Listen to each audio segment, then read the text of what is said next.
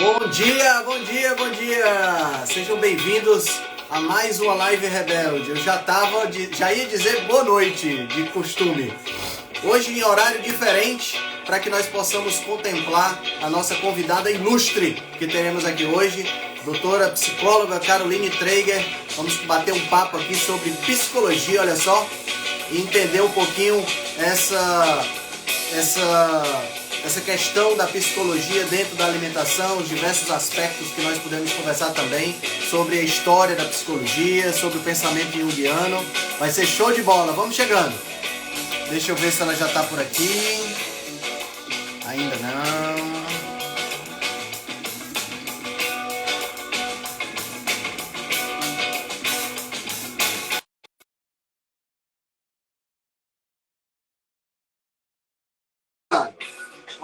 Bom dia a todos. Bom dia. Muito obrigado, bom dia. Vamos lá.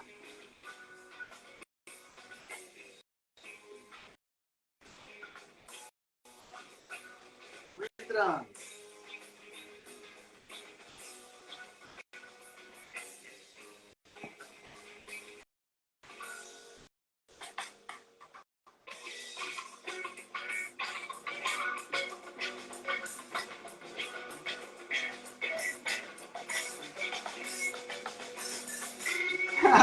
Boa, Will. Deixa eu convidar aqui a Carol, já entrou.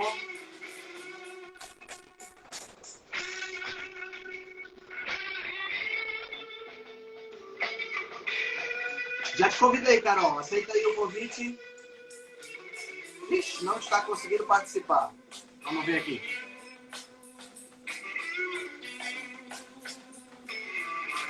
Tenta. Opa, não deu certo. Olá, Henrique. Tudo bom, Carol? Tudo bom? Como Tudo está? ótimo. Em primeiro lugar, muito obrigado por ter aceitado o convite. Eu que agradeço o convite, dou bom dia para todo mundo. Que bom estar aqui. Eu tava colocando para você que eu já não sei mais nem fazer live, não. Só na pandemia. Já esqueci. É verdade, é verdade, é verdade. Minha querida, como eu falei, acho que é muito legal a gente conversar um pouquinho sobre esse campo da psicologia, mas antes da gente adentrar na psicologia, seria legal você se apresentar um pouquinho. Tenho certeza que tem muita gente aqui que não te conhece. Fala um pouquinho sobre você. Quem é Caroline Traeger? Olá, Henrique. Eu estou vendo aqui algumas pessoas até conhecidas que estão Que legal. chegando. A Neuda, a Tamires, a Kílvia. Prazer revê-las aqui. Malu. E, é claro, os que seguem você estão aqui também, né, o Henrique? Gente nova, gente conhecendo. Eu sou a Caroline, eu sou psicóloga, atendo com a psicologia clínica na abordagem junguiana e tenho pós-graduação em psicologia transpessoal, estou cursando uma pós-graduação em psicologia analítica, também tenho mestrado em educação, enfim, sempre estudando e sempre aprendendo, porque estamos aqui para isso, né? Por que você escolheu psicologia, Carol? O que é que te chamou mais atenção nessa área? Vamos dizer assim, como junguiana, eu vou dizer que foi um chamado do self, né? Quer dizer, a psicologia me escolheu um dia, e isso não é brincadeira, eu fui dormir, eu estava às vésperas de começar o meu terceiro ano, que era o último ano, né, do ensino médio, e aí eu fiz uma oração antes de dormir, pedi a Deus que me dissesse o que é que eu tinha que fazer, no que é que eu tinha que me inscrever, porque eu queria um trabalho em que eu ajudasse as pessoas. Eu sentia vontade de ser jornalista, meu pai era jornalista, né? Eu sempre senti muito interesse também por essa área, mas fui dormir com esse pensamento, eu quero uma resposta que venha de dentro ou de cima, enfim, de outra dimensão. E de manhã eu acordei e disse, vou fazer psicologia. Foi assim, pá. Que incrível! Teve algum sonho, alguma coisa desse tipo? Foi simplesmente assim, caiu a informação. Não, eu detestava os psicólogos até então. Eu só conhecia psicólogo escolar, né? Bem jovem. A gente faz a nossa escolha profissional, acho que muito jovem. Então, realmente é uma escolha do self, quando a gente talvez não tenha tanta maturidade para fazer a escolha, não sabe direito o que é trabalhar, o que é ganhar o próprio salário. enfim, que aquilo vai tomar a vida da gente toda. Mas veio assim. Eu fui escolhida pela psicologia e não me arrependi, né? Então foi talvez um chute, chutei e acertei.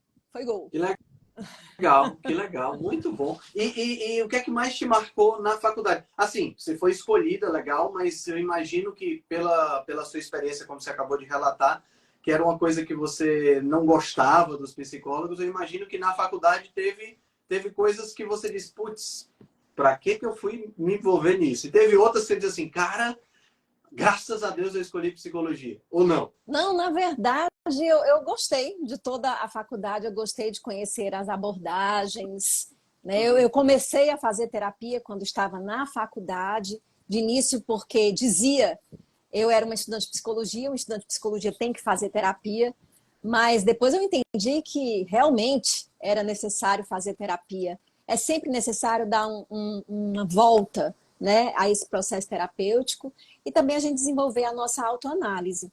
Mas eu gostei muito do curso, talvez o final tenha sido a parte mais difícil. Eu fiz psicologia na UFC, na época era um currículo com muitos créditos, hoje são menos créditos. Então eu tinha que fazer muitas cadeiras optativas e eram, na verdade, as optativas que me faziam dizer, ai meu Deus, o que é que eu estou fazendo aqui? Né? Então, as Entendi. cadeiras optativas, e no final eu dizia assim, ai meu Deus, eu queria tanto passar disso sem precisar passar por isso, mas foi necessário, né? Era preciso para o meu amadurecimento. E Muito a bom. gente sai da faculdade de psicologia ainda sentindo necessidade de saber mais, porque a faculdade, ela dá uma... Acho que todo curso é um pouco assim, né, Henrique? Talvez você sinta isso também nos Sim. seus cursos, que a gente tem que se aprofundar, porque não é suficiente a faculdade, a psicologia especialmente. Nós temos que fazer uma formação posteriormente para poder começar a atender de fato se a gente quer ser um psicólogo clínico. Entendi. E aí o seu trabalho hoje é como psicologia clínica exclusivamente? Você dá aula Exclusivamente. também, né? Dou aula também, né? Eu já fui psicóloga organizacional, né? Eu comecei na organização, mas na verdade porque como eu era jovem, queria ganhar o meu primeiro salário, aproveitei logo as primeiras chances de estágio. É interessante que a pessoa que me abriu as portas do estágio era uma outra estudante de psicologia que estudava na Unifor, a Keila Monteiro, Ah, e ela me chamou para que ser legal. estagiária com ela, abri uma vaga de estágio na antiga CTC, que era a Companhia de Transporte Coletivo, e ela me chamou. E eu entrei com a Keila, e hoje nós nos reencontramos na clínica e temos juntas o Centro de Psicologia Analítica, a CEPA, Que aqui no legal. Ceará. Que legal. Que legal. Muito bom. Agora, então, vamos lá. Vamos entrar nessa história. Primeiro eu quero saber da fofoca psicológica Jung versus Freud. Essa fofoca rende, Essa viu? fofoca rende, né? Assim, por que é que os dois se desentenderam, né? Sabendo eu que, imagino, né? Sabendo que o Jung foi discípulo do Freud. Quais são as diferenças das duas abordagens? Fala um pouquinho sobre Ah, isso. bem, por que eles se desentenderam? Acho que foi uma pergunta que o próprio Jung se Hum, fez, né? E hum, se respondeu desenvolvendo a teoria dos tipos psicológicos. Então, basicamente certo. porque eles tinham tipologias diferentes.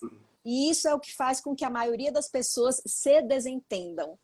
É assim, a dificuldade de compreender o que o outro está dizendo. É como se o outro falasse uma outra língua, uma vez que ele tem um tipo diferente do nosso. Quando a gente vai Entendi. amadurecendo, né, a tendência, o que se busca é essa diferença não se tornar tão gritante entre eu e o outro.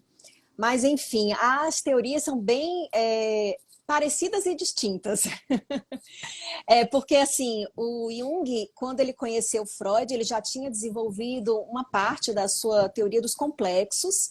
Então, ele leu, ele conheceu Freud, se interessou, se entusiasmou, e eles tiveram um encontro e passaram horas e horas e horas conversando. E Freud gostou muito de conhecer Jung, porque todos os psicanalistas, né, os primeiros, aqueles que se interessaram pelas ideias do Freud, eram judeus também. Então, nós estamos falando aqui de uma época e talvez assim a história às vezes ela retorna, né? Existe um pouco disso recomeçando hoje em dia, né? Uhum. De rejeição aos judeus.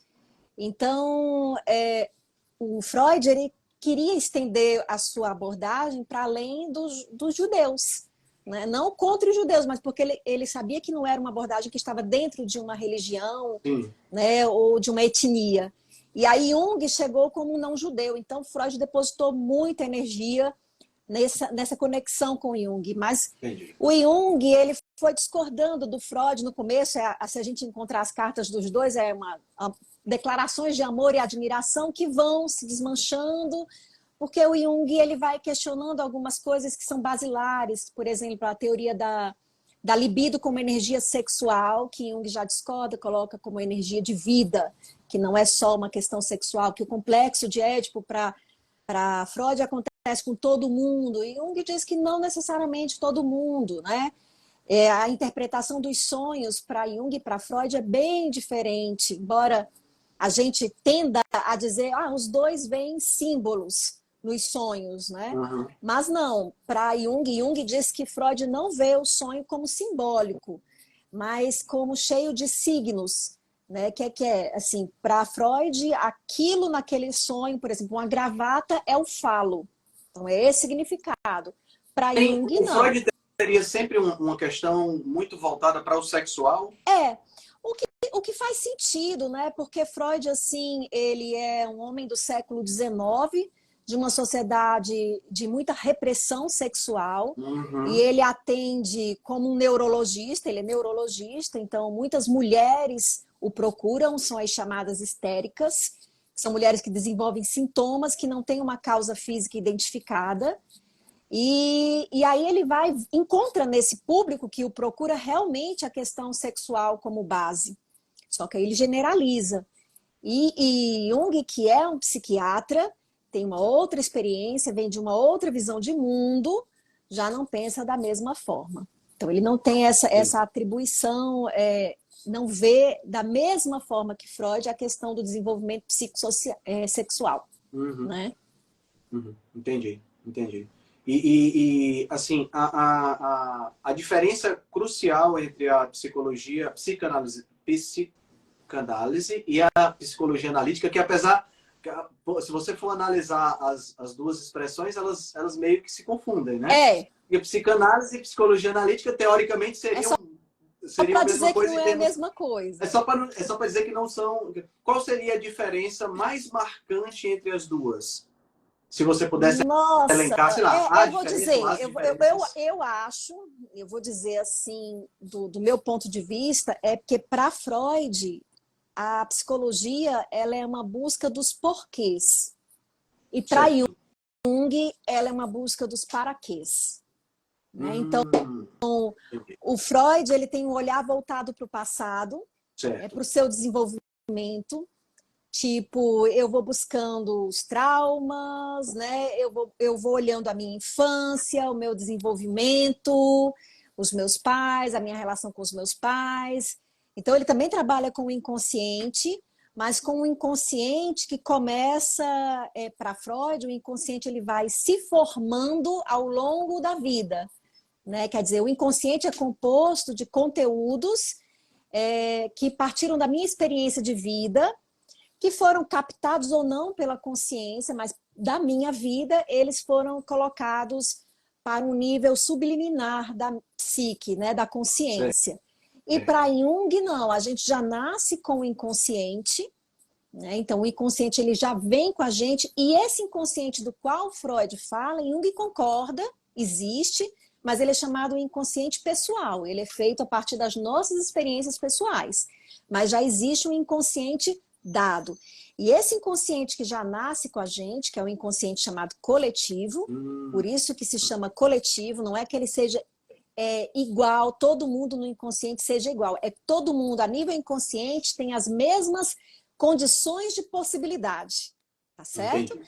Então, nesse nível inconsciente, nós temos as mesmas condições de possibilidade, nós somos iguais, né? Então, é por isso que é coletivo.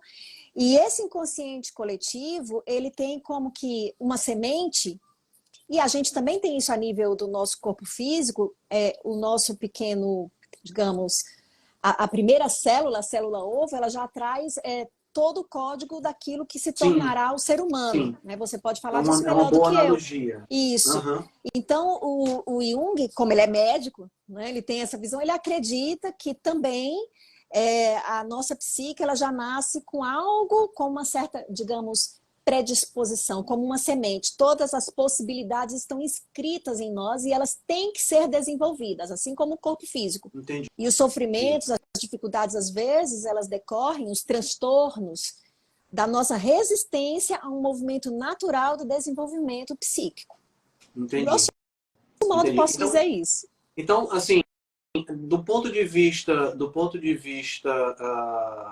dessas duas, vamos dizer assim, estratégias diferentes, filosofias diferentes, talvez, a psicanálise seria uma coisa que não leva em consideração a questão, melhor dizendo, a psicologia analítica do Jung, ela levaria em consideração muito do que os nossos antepassados fizeram Isso. e que, de alguma forma, que eu pelo menos desconheço, passaria através desse inconsciente. Então, eu teria dentro de mim, por exemplo, vamos dizer assim, eu não quero usar a palavra arquétipo porque eu posso usar errado, né? Mas eu teria dentro de mim certos conceitos que foram aprendidos, por exemplo, pelo meu tataravô. E não, né? Porque assim, a ideia não é de memórias herdadas, né? A gente pode às Certo, vezes confundir certo. com isso, não é Boa, essa. ótimo. É assim como o nosso corpo físico, né, a nossa estrutura de Homo sapiens, ela resultou de um desenvolvimento. Uhum. A nossa estrutura psíquica arquetípica, você está certo, né? Os nossos arquétipos, eles resultaram também e eles continuam, né? Assim como as nossas transformações. Já se diz que gerações futuras não vão nascer. Por exemplo, eu já conheço gente que não nasce, né, com os sisos, né, Sim, pela falta sim. de uso. Então, são transformações ao longo dos séculos, né, que elas vão sendo passadas adiante, mas não, por exemplo, eu pintei o meu cabelo de loiro. Isso não vai passar para minha filha. Uhum. Né? Então, do mesmo jeito, as minhas experiências de vida, elas não vão passar para os meus filhos. Então, o arquetípico é, na verdade, uma certa predisposição psíquica. Entendi. Por exemplo, nós todos trazemos, ao nascer, uma predisposição psíquica a acreditar num ser superior, num ser criador, num princípio criador do universo. Então, é o arquétipo de Deus. Certo. Okay? Então, o arquétipo materno, a gente nasce com uma certa predisposição psíquica a nos relacionar com a mãe, né? E ter com a mãe uma relação muito afetiva, muito em termos de acolhimento, de carinho, de amorosidade, e com o pai uma relação mais de lei. É claro que, como eu estou dizendo, tudo isso está se transformando à medida que as relações se transformam, talvez daqui a milhares de anos, se ainda houver humanidade, esses arquétipos também já terão se transformado, entendeu? Mas é uma predisposição que a gente traz. Entendi. Tipo isso. Muito bom. Então, fazendo analogia para a biologia, que é mais a minha área, seria como se nós tivéssemos aí, em termos populacionais, o conjunto de todos os genes que podem estar no meu material genético, mas que é claro, eu vou nascer com um determinado conjunto, né? Seria o conjunto de todas as possibilidades arquetípicas, que eu também vou nascer com um pedaço delas, eu não vou nascer com todas. Né? Exato. Ou eu nasço com todas e com uma tendência maior para outras, nesse caso dos arquétipos. O Jung ele é muito prudente, né? Ele é muito científico, então ele passa a vida toda se debruçando sobre isso. Ele não pode dizer uma resposta absoluta acerca da natureza e da origem dos arquétipos. Né? Então, isso fica um legado para a posteridade, essa investigação. Faltam instrumentos para você ter essa resposta de que você está me perguntando. Sim. Entende? Então, o que a gente pode dizer é que você já nasce com algo dado, né? Psiquicamente, e que parece, como na condição humana, você falou assim, talvez todos os genes, mas, por exemplo, vai pela estrutura mais arcaica, porque o arquétipo, ele se refere ao mais arcaico. Então, a ideia é de que tem todo mundo, por exemplo, como todo ser humano, vai se caracterizar humano por uma estrutura esquelética básica, entendeu? E é do mesmo jeito arquetipicamente. É claro que vai ter um outro ser humano que é que nasce com uma diferença, que houve uma alteração e que gerou uma diferença, mas ainda assim ele é caracterizado como humano. Por quê? Porque tem uma base comum a todo ser humano. Entendi. Então é como se a gente estivesse falando disso. Nós temos uma base comum a todo ser humano também, psicologicamente falando. Agora, o tanto disso que é comum e o tanto que não é comum, a gente tem que investigar ainda e estudar muito para saber. Entendi. Entendi. Você tocou num ponto muito interessante, que é essa questão de ser científico, Isso. né? Porque quando a gente escuta você falando e a gente acaba vendo, pô, inconsciente, arquétipo, parece uma coisa muito mística, né? Parece uma coisa... No entanto, o Jung, ele era muito científico, a gente sabe disso, né? Extremamente. Ele tentava fazer tudo de uma maneira, mesmo que fosse alguma coisa mais empírica, mas que tinha muita ciência por trás. Como é que isso é visto hoje, né, dentro dessa perspectiva científica? Porque muito da ciência que a gente tem hoje é aquilo que a gente pode medir, né? Eu meço a radiação ultravioleta e sei que aquela radiação causa isso, isso e aquilo. Mas e no caso de coisas que são assim meio imedíveis? Pelo menos atualmente, né? Mas a própria ciência, ela já vem se revisando em cima disso, Henrique. Uhum. Né? Existe um paradigma que a gente diz que é o paradigma dominante na ciência, que ainda é dominante, que é o newtoniano cartesiano. Né? Que é um paradigma importante, do qual vieram muito desenvolvimento, muitas descobertas da ciência. Mas esse próprio paradigma, ele formou as bases para surgir uma física quântica, por exemplo, que vai colocando em xeque as bases do paradigma. Então, nós temos hoje o que se chama uma ciência emergente, né? uma ciência novo-paradigmática. As próprias ciências humanas, quando foram surgindo, elas tentaram se encaixar nesse contexto que você fala, né? Que é o positivismo, de mensuração. E você vê algumas escolas da psicologia tentando, né, se encaixar nisso, mas quando a gente fala do ser humano, por exemplo, como é que a gente vai se distanciar do objeto? O objeto sou eu.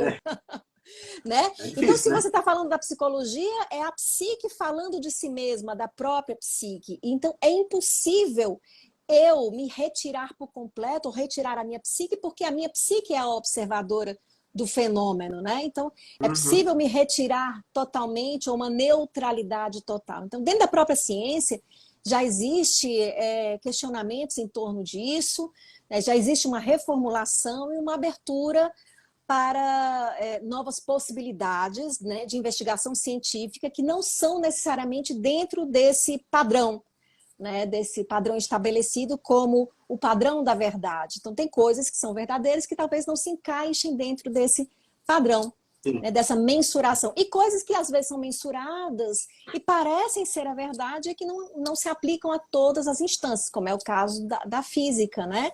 As leis que se aplicam ao macrocosmos não são as mesmas que se aplicam ao microcosmos. Isso é chocante. Né? E aí você entra numa questão que é de uma contradição, de um paradoxo, né? Que a ciência vem encontrando e do qual Jung já falava, né? Que ele fala muito mais talvez do que um paradoxo, é uma antinomia, né? uma complementaridade entre um mundo, assim a gente pode usar, porque é um termo espacial, né? E eu estou querendo quebrar com a ideia de espaço, mas a gente tem que se comunicar um mundo exterior e um mundo interior. Um mundo material e um mundo psíquico, tá certo? Então, o Jung, ele acabou se desenvolvendo, todo o estudo do Jung, ele é empírico, né? Ele parte da experiência dele, não só na própria clínica, como Jung viaja pelo mundo, ele vai conhecer tribos, ele conhece povos, ele se debruça sobre a leitura de outras culturas, né? Porque ele está falando de arquétipos, de padrões universais. E aí, isso é que é legal, né? Você fica se perguntando como pode o indivíduo que está lá na Nova Guiné, por exemplo, que nunca teve contato com absolutamente ninguém, mas tem padrões arquetípicos que são semelhantes. Você fica, Como assim? Não Exatamente. tinha internet, não tinha e-mail, não tinha mídia social, E Jung né? observa isso, ele começou, por exemplo, a ver que determinados sonhos, né, de seus pacientes traziam temas que eram temas de mitologias que essas pessoas não conheciam, temas Uhum, mitológicos, né, uhum. e que determinados mitos eles se repetem em culturas diferentes, embora essas culturas nunca tenham feito nenhuma troca entre si, como se, parece que tem uma propensão a pensar isso, né? Então, se você vê o mito de Adão e Eva, que eu considero um mito, né? Sim, Você sim, vê também a história da caixa de Pandora na Grécia, né? Que ela abre a caixa de onde saem todos os pecados do mundo.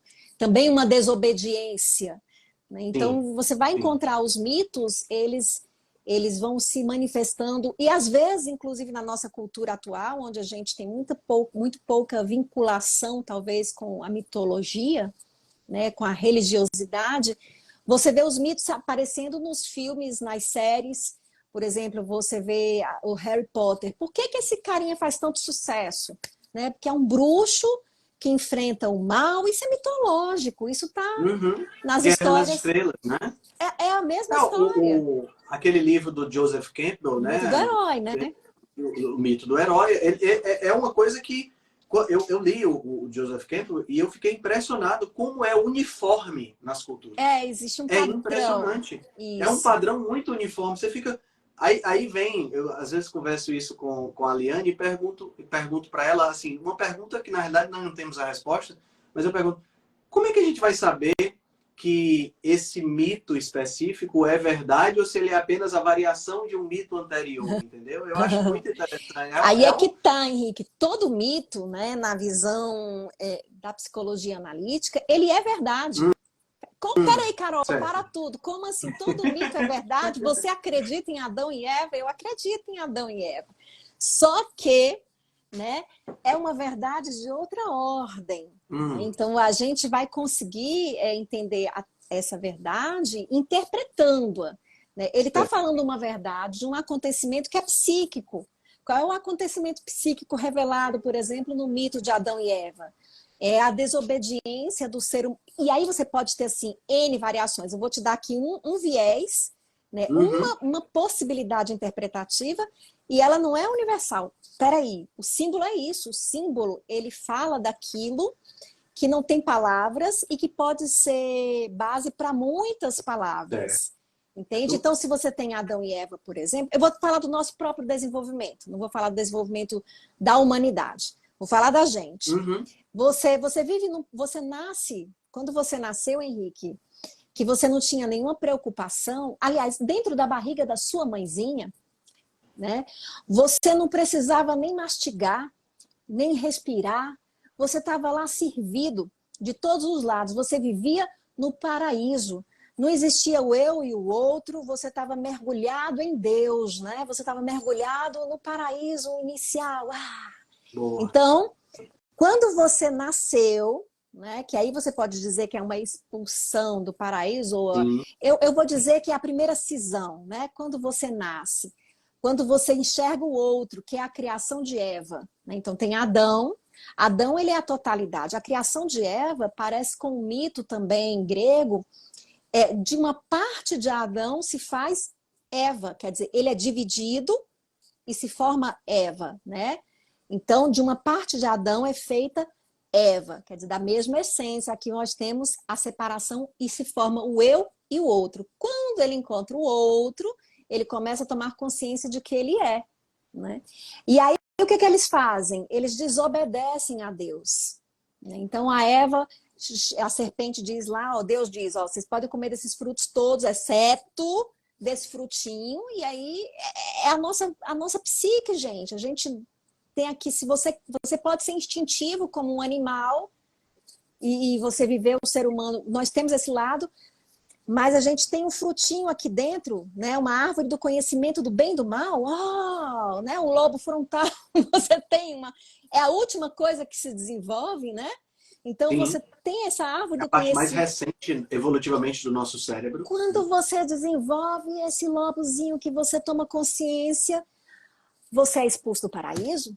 você passa a se sentir culpado, você passa a ter remorso, você passa, né, você toma consciência. A consciência tem seu preço. Então você é expulso do paraíso e se tornou uma pessoa consciente de si e consciente do outro, consciente da vida, consciente da dor. Você passou a sentir medo, né, coisa que você não sentia, você era por instinto. Essa é a nossa desobediência, porque nós, né, e nós temos aí o Prometeu já, que também é o Frankenstein, é a mesma base mitológica, né, de Prometeu e do Frankenstein de Mary Shelley. Ela mesma chama assim o Prometeu moderno, né, que é a ousadia de querer ser igual a Deus, né, e o preço a pagar por essa ousadia. A gente vê as nossas guerras cada vez mais, digamos, ameaçadoras para a humanidade como um todo.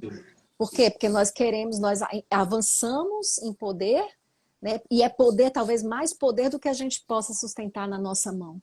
E aí os deuses nos castigam. Então veja que os mitos, Henrique, eles estão falando de verdades, mas eles estão falando de verdades de maneira simbólica. Se você for realmente perguntar, né, você acha que aconteceu mesmo assim? Não empobreça o mito, né? O mito você não lê dessa forma. Então, os mitos são verdadeiros. Precisa de chaves de interpretação. Né? Não interessa se você está contando um mito hoje como Frankenstein, né? Olha só, o Frankenstein, ou se você está contando o mito de Prometeu. Carol, quem veio primeiro? Não tem primeiro aqui. No tempo, talvez, veio primeiro, é claro, talvez, não com certeza. No tempo, na linha do tempo, vem o Prometeu. Mas na psique não tem tempo.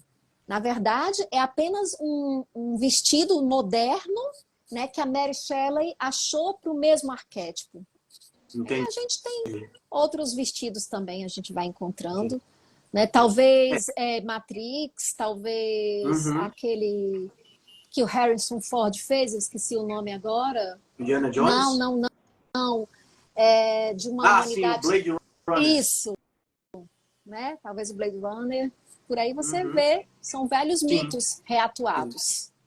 Interessante, interessante. E é interessante esse conceito de inconsciente coletivo como uma espécie de um repositório. Eu tenho como acessar esse repositório, cara? Eu estou o tempo todo acessando e nem percebo. Não, você não tem nada que fazer, ele está aí. Eu não tenho como voluntariamente... Peraí, deixa eu tentar... Tem. Não assim, né? Porque diz assim, como ativar o arquétipo do guerreiro, o arquétipo... porque a gente vê essas coisas a gente vê o tempo todo. É o Prometeu. É a nossa presunção, né?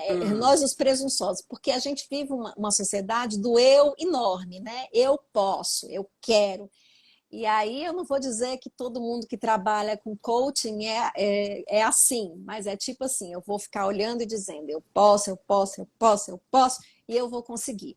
Nem tudo eu posso, por mais que eu queira, por mais que eu me prepare, por mais que eu estude. Nem tudo. A vida está aí e vai me mostrar, mas eu não quero que você vá por aqui. Você não vem por aqui. E você persiste, insiste, quer dizer, não é que a gente deva desistir, mas a gente tem que tentar entender, né, o que a vida está me mostrando aqui. Então, nem tudo é possível. Mas tu tinha feito uma pergunta que eu até perdi aqui. Qual é? Se eu posso acionar o arquétipo. Isso. Né? Não, o arquétipo, ele se apresenta, né?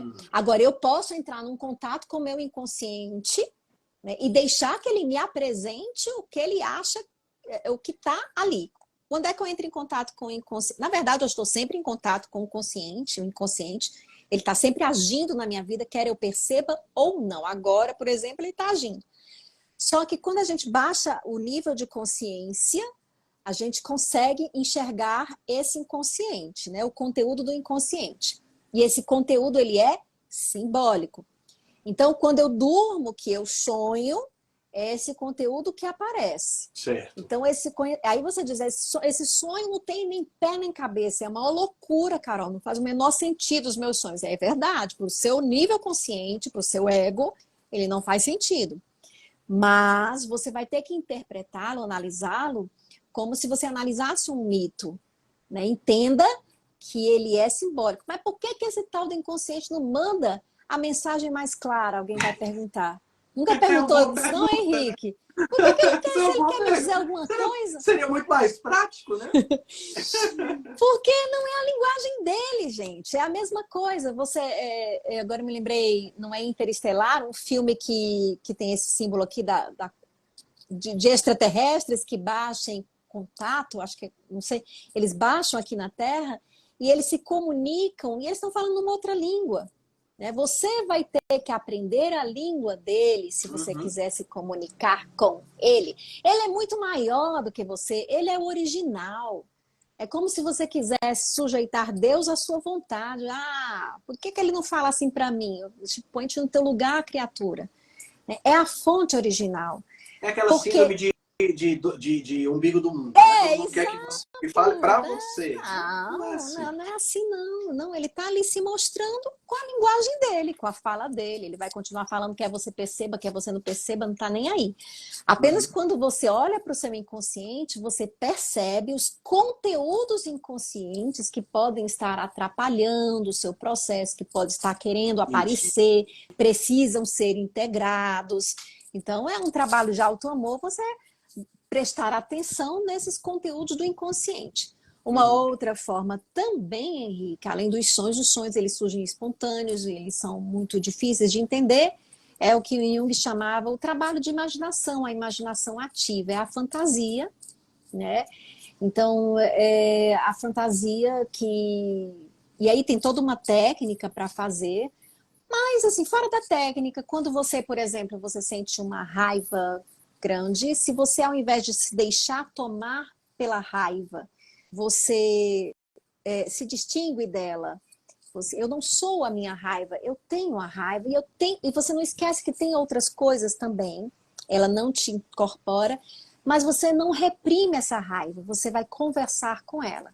Então, é um trabalho nesse estilo, você se recolhe, você acha um tempo, se você não pode fazer isso agora, aí se não puder fazer isso agora, você fala com ela, dona Raiva, eu vou te dar atenção já, tal hora, né, quando eu chegar em casa, e você cumpre o seu compromisso, né, assumido com o mundo psíquico, que é o mundo dos deuses, né, simbolicamente falando, você assume esse compromisso. Quando você chega em casa, você escuta o que a raiva tem para dizer. Você pega um papelzinho, você escreve, você pinta, você dança, o que ela tiver que te dizer, você deixa ela colocar para fora, é tudo. Você não sente isso às vezes? Eu não sei você e a Aliane, se quando você brigar com ela, é legal você mandar um WhatsApp, não para ela, mas para si mesmo, com tudo que você queria dizer. Sim, eu costumo escrever no meu diário, né? Eu tenho um diário que eu escrevo, não diariamente, mas eu escrevo no meu diário. Isso. Agora, tem um personagem famoso, o Benjamin Franklin, ele, depois que ele faleceu, foram encontradas diversas cartas escritas para diversas pessoas, dizendo cobras e lagartos e nunca enviadas. Tá entendendo? Isso é altamente aliviador. Que foram... Sim, eu imagino que foi a estratégia que ele encontrou para lidar com e como é um trabalho de imaginação, Henrique, o mais louco ainda, e como nós temos uma base similar, o que é interessante é que se você fizer essa carta, por exemplo, digamos que eu faço uma carta para o Marcos, né? Eu escrevo um WhatsApp e envio para ele naquele momento, e depois de algum tempo eu leio e eu faço a resposta dele para mim. Eu mesma. E eu vou começar a conversar, né? Então, às vezes eu soluciono a questão sem precisar chegar no outro. Sim. Ou eu escrevo para Deus, tem gente, né? São os mistérios, alguns santos fazem isso. Escrevem para Deus. E tem a resposta de Deus. Mas se Deus me respondesse, eu vou aqui responder o que eu acho. Carol, que atrevimento. Por que atrevimento? Ele está dentro de mim, dentro de você, dentro de todo mundo. Né? Então eu tento... É claro que vai ter a interferência do ego, mas quanto mais você exercita, mais isso aí flui e mais transformador é. Como? Vai perguntar você. E lá vai o ego querendo se meter. Você não tem que se meter. Né? Imagina você chega para um paciente seu, Henrique, e você diz uma dieta e ele começa a te questionar como, e ele vai querer que você explique por A mais B, e você vai ter que explicar toda... Mas você diz assim, meu filho, faça a faculdade... Você vai entender os como, ainda vai ter como que você não vai saber direito. Então, é tipo, a gente quer controlar tudo o tempo todo, né? essa ilusão do controle que a gente acha que tem, e na realidade a gente não tem controle de absolutamente nada. Não Nem dá. da gente, muitas vezes a gente tem. De alguma coisa a gente vai tendo, não é nada, talvez a gente é muita desilusão, né? A gente não tem, mas a gente tem um controle assim e pensa que tem. O que é a nossa ansiedade? A ansiedade é uma necessidade de controlar. Essa ansiedade que leva, agora entrando no teu ramo, a comer muito, né? É uma necessidade de controlar, talvez, que a pessoa tenha, que ela vai guardando o medo, ela vai ficando sempre com medo, ela vai ficando tensa, e ela tem que aliviar aquela energia de alguma forma, né? Ela quer adoçar a vida, ela quer, né, se dar um conforto que ela não encontra. Por quê? Porque ela quer ter um controle que é impossível para um ser humano ter. Né? Então, se a gente não encara a nossa humanidade... Esse conceito do inconsciente coletivo, ele acaba... bom, me corrija se eu estiver errado, mas ele parece muito com o mundo das ideias do Platão. Parece sim, né? Parece com o mundo das ideias. Dizem que Jung tem um pouco de Plotino, de Platão, né? Parece sim. É uma boa analogia essa sua, porque ele é um mundo original. Sim. Esse aqui é uma cópia, né, desse mundo original, né? E a natureza desse mundo que é para Jung, como um cientista, um desafio. Né? Se você for um religioso, você vai dizer um mundo espiritual. A gente está falando do mundo espiritual. Mas entenda, o Jung não é porque ele tivesse medo de entrar nesse terreno. É porque ele estava falando do lugar da ciência. Né? Então, ele tem que usar os instrumentos da ciência para falar disso. E ele só pode ir até onde a ciência o instrumentaliza. Entendeu? Então, o Jung ele acabou chegando no final da vida em busca dessa natureza do arquétipo, na teoria do arquétipo psicoide, né? Que ele tem uma natureza psíquica e não psíquica ao mesmo tempo. Então, é como se ele acreditasse que se você fosse, digamos, o mundo material, mergulhando, chegando no átomo, dividindo, chegando lá no fundo, vai ter uma hora que isso se transforma no psíquico. Então, ele termina, mas é como uma hipótese, ele não dá isso como certo, né, que existe um único espectro, né, em uma ponta está o material, na outra ponta, digamos, está o psíquico, né? E não nós temos que fazer a relação entre esses dois universos. Se você só for para o mundo exterior, para o mundo material, o seu mundo psíquico desprezado, ele quer também se desenvolver e ele vai criar meios e mecanismos de realizar esse sofrimento que está sendo impedido por algum mecanismo de repressão, de proibição, de pouca importância que você dá a ele. E aí surgem as doenças psíquicas. Entendi. E até as físicas. E até as físicas, né? Porque como está ligado, né? Tá conectado, né? Ele chega nisso através da observação do fenômeno da sincronicidade, né? Que são as coincidências significativas, não é qualquer coincidência. Né? Porque senão você vai procurar sincronicidade em absolutamente tudo, né? Essa inclusive era uma das minhas perguntas. O acaso não existe, se for assim? Né? Deve existir um percentual de acaso. Não sei, né? Daí essas perguntas são muito profundas, na verdade, né, Henrique? Né? Deve existir uma probabilidade aí, mas assim, o fato é que parecem, né, que as coisas nos encaminham em certa direção. Né? Você vai observando que... E aí, por isso que eu disse que, para Jung, você vai para quê? Então, por exemplo, quando você encara a doença, né, se você não for um junguiano, você só quer... Primeiro, você chama a doença de doença, ela é um mal e você quer calá-lo. Mas se você for um junguiano, você pode até chamar a doença de doença, é um mal porque incomoda, mas ao invés de calá-lo, você quer entendê-lo, ouvi-lo e descobrir para onde ele está te apontando, né? O que está acontecendo que não é o que gerou lá atrás. Né? Claro que eu vou entender o que gerou lá atrás, esse é o primeiro passo do processo terapêutico, eu vou entender o que gerou, o que está na base, por exemplo, do meu medo, né? Mas eu também vou entender, gente, a nossa psique, ela não mantém nada que não tenha alguma utilidade. Para que esse medo está aqui dentro de mim? né? Aí tem um filme, eu gosto de falar dos filmes, agora eu me lembrei de um filme do Mel Gibson. Ele é antigo para quem é jovem, para mim nem é tão antigo, que é chamado Sinais. Para mim deve ser da minha época, Sinais, ótimo, excelente filme, adoro esse Tu filme. lembra? É um filme assim, É meio que do de aventura, Mel Gibson, né? dirigido por Com aquele extraterrestres. Shyamalan, acho que é o nome dele, é um indiano, né, que faz a direção. É de um filme de extraterrestre, começa a É aparecer por nos isso que círculos do tem essa campo. história né? Tem aí a influência do diretor, possivelmente, né? Tem no roteiro isso daí, que é o quê? O filme fala dos sinais que os ETs deixam, né? Mas se Uhum. você interpretar mesmo, ele está falando dos sinais da vida, né?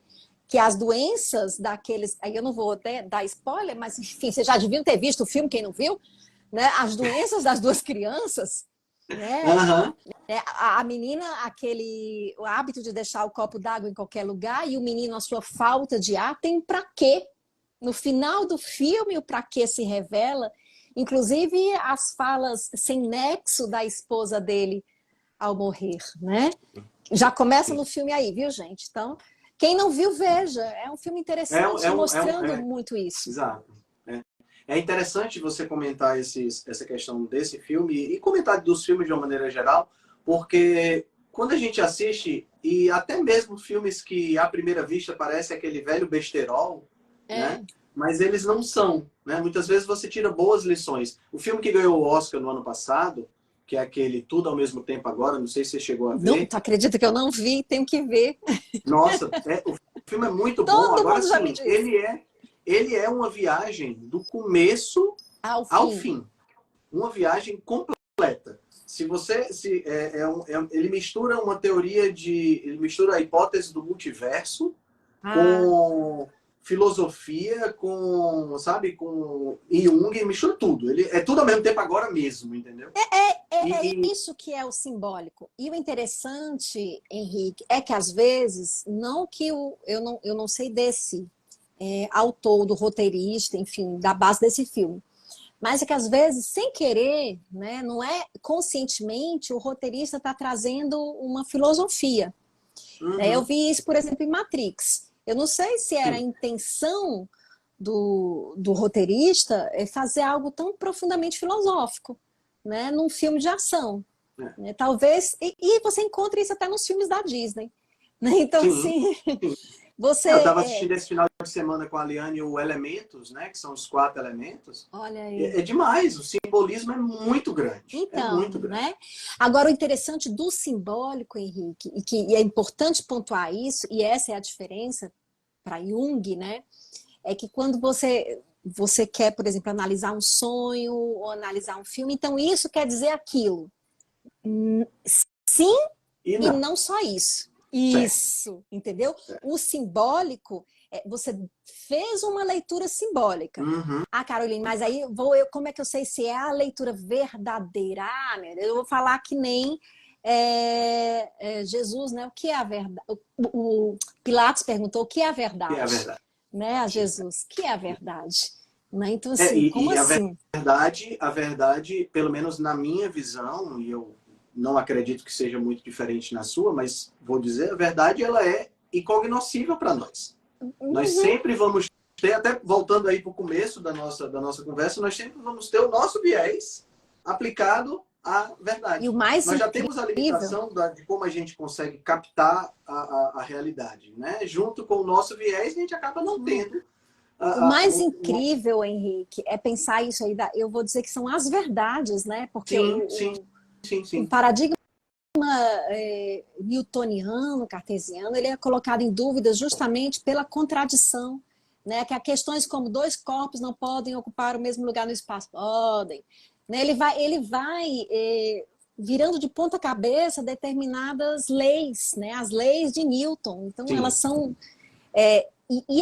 Quer dizer, existe e não existe aquela história de ser partícula e onda, né? Sim. É uma coisa. As duas hipóteses mutuamente excludentes, elas existem, elas são verdade.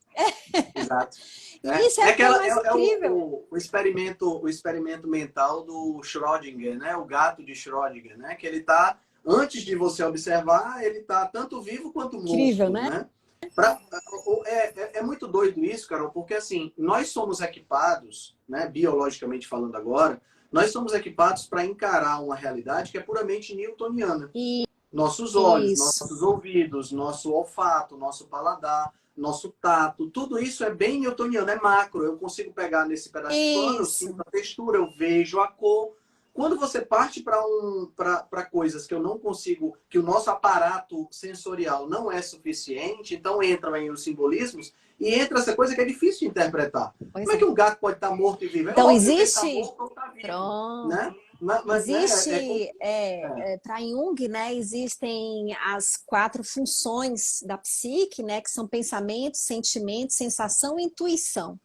Né? Então, nós desprezamos muito a intuição, né? E o sentimento, na nossa racionalidade, talvez, nós tentemos ser muito pensamento e sensação. Sensação é a apreensão do mundo através dos 5 sentidos. Né? E o pensamento é sempre essa interpretação lógica de tudo. Tudo tem que estar dentro dessa lógica, dessa coerência. Já é diferente do sentimento, né? Que é uma função também de interpretação do mundo, mas é com base no que sente, no sentimento. Né? E a intuição, que são pouco ouvidas no nosso mundo. Então, o nosso mundo, como ele despreza muito, ele vem desprezando o intuitivo, né? E também o sentimental. O que está acontecendo com ele? Ele tem um adoecimento, ou eu não diria um adoecimento, ele tem uma explosão, talvez uma revolta da intuição e do sentimento. Como? Entendi. Essa revolta da intuição, eu diria na forma de pânico, fobias, né?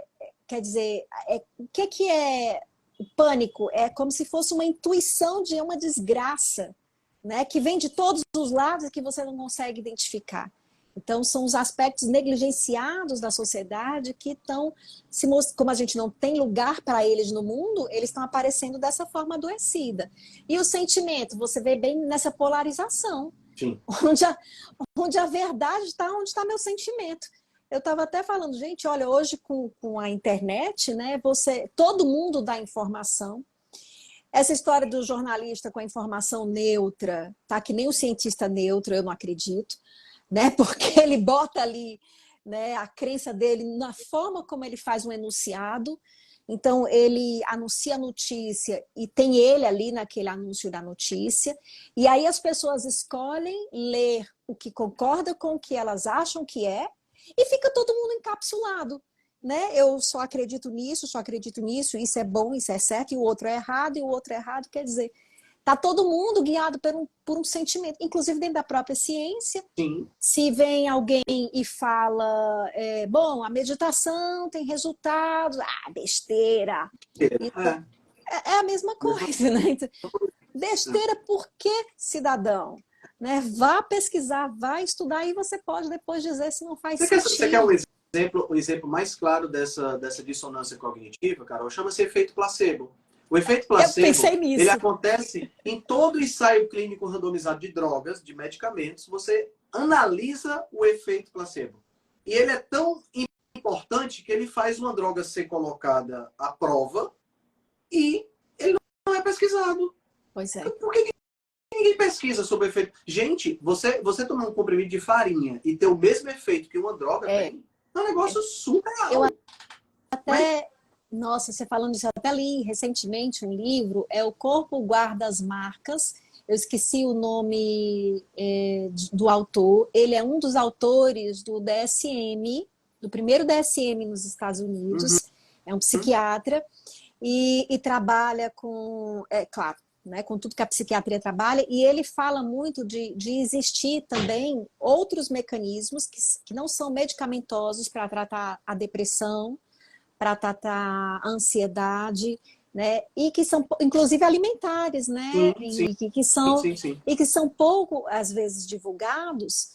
Por quê? Porque não dão um retorno, né? Assim, vai investir em pesquisa que não vai se transformar num produto, né? Então, muitas vezes aquilo ali é negligenciado, até aquelas curandeiras, né? O chá disso, o chá daquilo. Aí, de onde ela tirou que isso aqui faz bem, isso aqui não faz bem nada? Mas depende, se você talvez fosse ali ver a substânciazinha que tá e pesquisasse, mas ele diz que existe Exato, pouco investimento exato. nisso, né? Porque não traz o retorno. Ele até fala assim, se e eu não estou querendo aqui, nem ele quis, falar contra o antidepressivo, é claro, Claro que não, né? claro que não. Mas ele disse que se o antidepressivo resolvesse a depressão diminuía, né? Sim, sim, Então, ao contrário do que se esperava, há um aumento, né? Apesar dos antidepressivos. é Então, não verdade. são só os antidepressivos, nós temos que investir em outras formas de Outras estabelecimento de formas. equilíbrio. Além Exatamente. de calar o sintoma, conversar com o sintoma. Sim. Eu acho que é super Acho que é uma importante. abordagem, mais uma vez, eu estou falando tanto sobre isso nos meus vídeos, que a gente é um sistema complexo. E, infelizmente, a forma newtoniana, cartesiana, que a gente tenta abordar hoje, o corpo humano, é uma forma de cortar e separar o corpo humano nas em dimensões diferentes, em aspectos físicos diferentes, e, ao mesmo tempo, analisar isso separado e depois tentar juntar, mas assim não funciona. A gente tem que analisar o todo. Isso. E o ser humano é um sistema complexo. E um sistema complexo, a gente não pode admitir soluções simples, porque realmente não tem soluções simples. São soluções multidimensionais, multifatoriais, multi de todas as Com a formas. palavra sistema, você já está falando isso, Henrique, né? Porque no o sistema, né, qual é o pensamento mecanicista, né? É a soma das partes. E a visão de sistema, ela não é a visão de soma de partes, né? Essas partes, elas estão em interação. Sim. Então, qualquer, por exemplo, desorganização, digamos que eu tenha uma dor nas costas, ela não é apenas uma dor nas costas, ela mexe com o meu humor, né? Ela pode, inclusive, ter a ver com a minha musculatura e com tensões que eu venho sentindo. Então, é esse olhar para a totalidade, realmente, que vai fazer toda a diferença no sucesso de qualquer tratamento que a gente faça, de qualquer caminho que a gente busque. É verdade, é verdade. Essa é uma das razões pelas quais, na minha anamnese, quando meu paciente entra em contato comigo, que marca a consulta, a anamnese começa perguntando: quem é você? Legal. Uma Tá pergunta que as entendendo? pessoas têm a maior dificuldade de responder, né? Não, e é incrível, e é incrível. Eu vejo pessoas que me respondem com o que trabalham, me respondem a quantidade de dieta que já fizeram, mas não entram na pergunta, que é quem é você. É uma pergunta Tá entendendo? difícil, E ainda coloca assim, não desafiadora. poupe palavras. E as pessoas escrevem uma linha dizendo: não, eu sou fulano de tal e trabalho com isso. Será que a pessoa é só isso? É porque ela nunca parou para pensar sobre isso, né? Dizem quem é o ego, né? Certo. E o ego, ele é uma parte do ser total que eu sou. Né? Então, o si mesmo, dentro da visão junguiana, que é o mesmo self, né? O si mesmo, que é a alma, digamos, o espírito, né? Talvez o espírito, ele é muito mais do que esse ego, do que essa história que eu vivi, né? Então, ele também é essa potencialidade. E até que ponto a história que eu estou vivendo conversa com as minhas potencialidades. Até que ponto a história que eu estou escrevendo corresponde àquilo para que eu vim a esse mundo, né? Às vezes a doença, né, ou o que quer que nos incomode, os acontecimentos e tudo, eles estão nos chamando a atenção para isso. Volte-se para si e veja realmente quem você é, né? Torne-se quem você é. A Manu botou aqui, eu caçador de mim. Exatamente, nós somos... Essa é a trajetória das nossas vidas. Caçarmos-nos a nós mesmos. A nós mesmos. É isso aí. Carol, passaria horas conversando aqui, porque esse assunto é um assunto que desperta muita curiosidade, desperta filosoficamente, é muito legal a gente conversar sobre isso.